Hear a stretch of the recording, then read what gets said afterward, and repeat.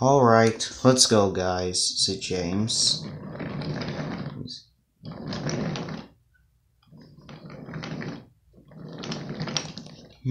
I wonder what's gonna happen tomorrow, said Harry, lost in thought. Harry soon got his answer. Thomas was taking Chris and Violet into the yard the next day. When he arrived, however, he saw Harry in a train along with most of his other friends, but the trucks were arguing with James, who was in the yard as well.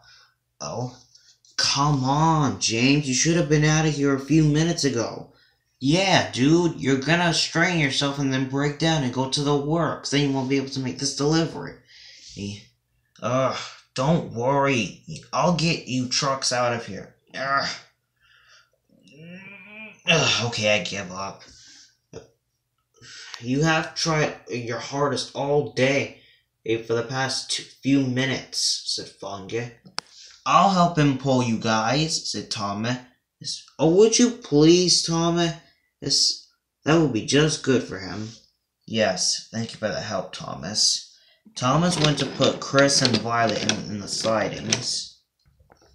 After that, Thomas coupled to James and quickly pulled him and the truck out of the yards.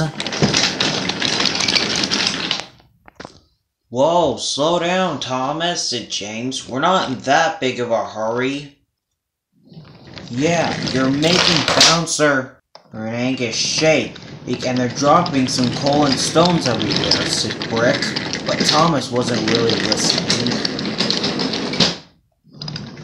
Soon after a few miles, Thomas, James, and the truck started approaching a bridge. But when they reached the top, trouble struck. They suddenly came to a stop. What happened? Asked Chester. I ran out of water, said Thomas. Must have forgotten to fill up when we were at the last station. Well, now what? Then Thomas, James, and the trucks heard a creaking sound. What was that? Said Chester.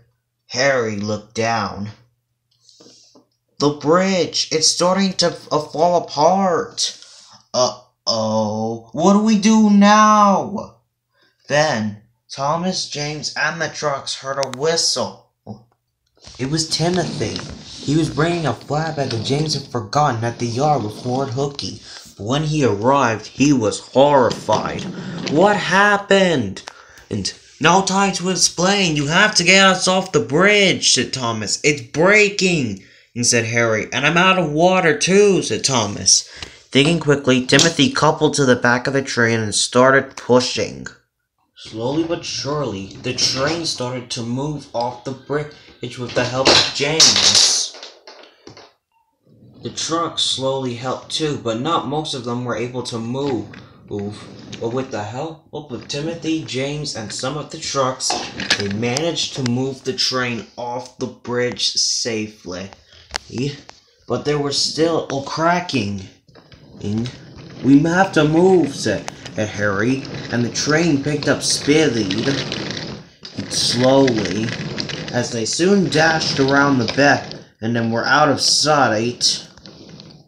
The bridge support snapped, and the bridge toppled over.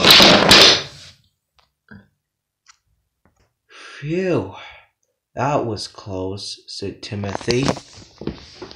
Hooray, said the trucks. We did it! We got across the bridge, said Bouncer. Oh, thank goodness, said Scaredy. Alright, let's get this delivery over with, said Timothy. Then we can go back to the sheds for a nice long rest.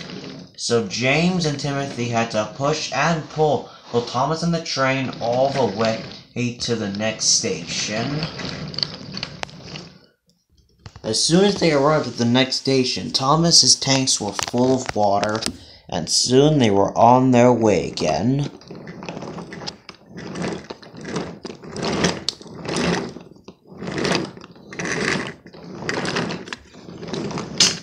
They soon reached the top station where the goods was needed. Thank you for your help, brother, said Thomas. Don't mention it, said Timothy. Happy to help. And I brought your extra log car you needed for your train, James. Oh, so that's what I was missing. I had the feeling I was missing something. At least we're here on time, said Chester. That's a relief, said Nigel. Thanks so much, guys. Alright. Let's get some sleep. We don't know what tomorrow will bring. Just then, Sir Topham had arrived. Hello, everyone. I'm glad to see you've all made it. You've all earned a well-earned rest today. Now go to your sheds and let's get some sleep. Thank you, sir. And you are all really useful engines and trucks.